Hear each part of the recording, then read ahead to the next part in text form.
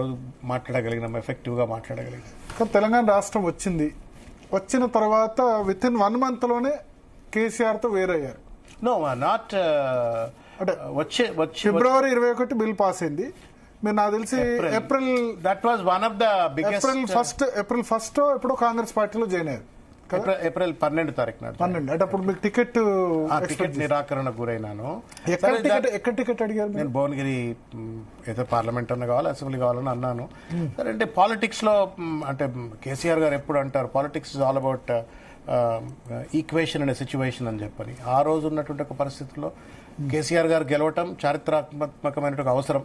ఎట్టి పరిస్థితిలో గెలవాలా, ఎందుకంటే తెచ్చిన తెలంగాణను నక్కల పాలు చేయొద్దు, మళ్ళీ ఎవరి చేతిలో పెట్టినట్టయితే ఆగమాగం అవుతుంది, కన్స్ట్రక్టివ్గా దీన్ని డెవలప్ చేయాలా అని చెప్పని వారికి ఒక బలమైనటువంటి సంకల్పం. బహుశా ఆ టైంలో నేను probably I not envisioned the challenges that he was facing at the time. ఒక 5 సీట్లు తగ్గిపోతే అధికారం లేదు కదా, 63 సీట్లు వచ్చినాయి. 5 తగ్గిపోతే 5-6 తగ్గిపోయినాయి. మరి మీరు కేసీఆర్తో మాట్లాడలేదా, నాకు ఎందుకు టికెట్ ఇవ్వలేదు అని కేసీఆర్తో కేటీఆర్తో మాట్లాడలేదా? సరిగ్గా అంటే మీకు ఇన్ఫర్మేషన్ లేదా ఎగ్జాక్ట్ గా జరిగింది ఏంది?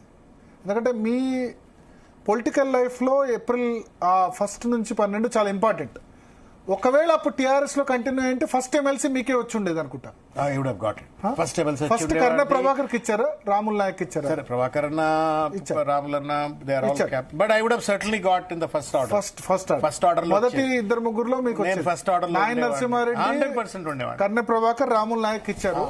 ఫస్ట్ లిస్ట్ లో ఉండేవాళ్ళు కదా, ఉండేవాడిని. తెలంగాణ పునర్నిర్మాణంలో మంత్రి కూడా అయ్యేవాళ్ళు. సరే, మంత్రి అయినా కాకపోయినా ఒక సీరియస్ రోల్ అయితే ప్లే చేస్తుండే. How administration runs and how public policy conceived and executed.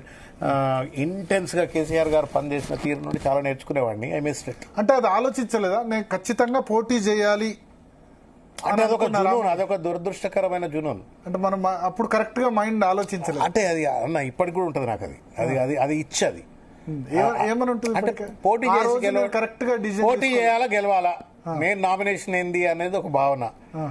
అంటే నేను యూనివర్సిటీలో చిన్నప్పుడు మూతి మీద మీసం రానప్పుడు యూనివర్సిటీలో ఎన్నికల్లో పోటీ చేసి గెలిచిన వాళ్ళం కదా, ఎందుకు పోటీ చేయకూడదు, what is that we lack అనేటువంటిది ఒక భావన. నాకేం తక్కువ అనేది ఏప్రిల్ 30 ఎలక్షన్, మీరు ఏప్రిల్ 12 రిజైన్ చేశారు. జస్ట్ 18 రోజులు ఉంది అంతే. అదే చెప్తున్నా, నా జీవితంలో మై వైఫ్ వాజ్ అన్విల్లింగ్. ఎందుకు చేస్తున్నావు, ఇతో తప్పుడు అన్నారు, చాలా మంది చాలా రకాలు చెప్పారు. But then I was little emotional. అందుకే నేను మొన్న ఎక్కడో చెప్పా, పాలిటిక్స్ లో ఎమోషన్స్ ఉండకూడదు. తర్వాత ఒక నిర్ణయం తీసుకోవాలని అనుకోవాలా, అది వదిలిపెట్టి 2 రోజులు వెనక్కి వెళ్ళిపోవాలి. మళ్ళీ you decide today that you want do, but then you should delay it by 2 more days, 3 more days, 5 more days. అప్పుడే పాలిటిక్స్ లో సక్సెస్ అవుతాం. You should never decide. TRS నుంచి ఎవరు కన్విన్స్ చేయలేదా? కేటీఆర్ గాని హరీష్ గారు చెప్పారు, కవిత గారు చెప్పారు, కేటీఆర్ గారు చెప్పారు. కానీ నాకు ఎమోషన్. కాంగ్రెస్ నుంచి ప్రెషర్ ఉందా అక్కడ రమ్మని? అంటే నేను చాలా జరిగినాయి చాలా విషయాలు. అప్పుడు రాహుల్ గాంధీ గారు కలవటము, ప్రియాంక గాంధీ గారు కలవటము, డైరెక్ట్ కొప్పుల రాజు గారు మాట్లాడటం, అవన్నీ జరిగినాయి. ఏది ఏమైనప్పుడు కూడా నేను నా తండ్రిని కోల్పోయినా. The fact of the matter is that now KCR గారు has proved that you stupid, you made a mistake in life and I am doing what you deserve to. When you come back, I am doing this అని చెప్పని ఒక హిమాలయ శిఖరం లెక్క, Everest లెక్క మళ్ళా ఆయన నా ముందు నిలబడ్డారు. నేను తల ఎత్తి వారిని చూస్తూ వాళ్ళని అవకాశం ఇచ్చినారు ఇవాళ. అంటే మీ లైఫ్ లో చేసిన బిగ్గెస్ట్ మిస్టేక్ అదే అనుకుంటారా?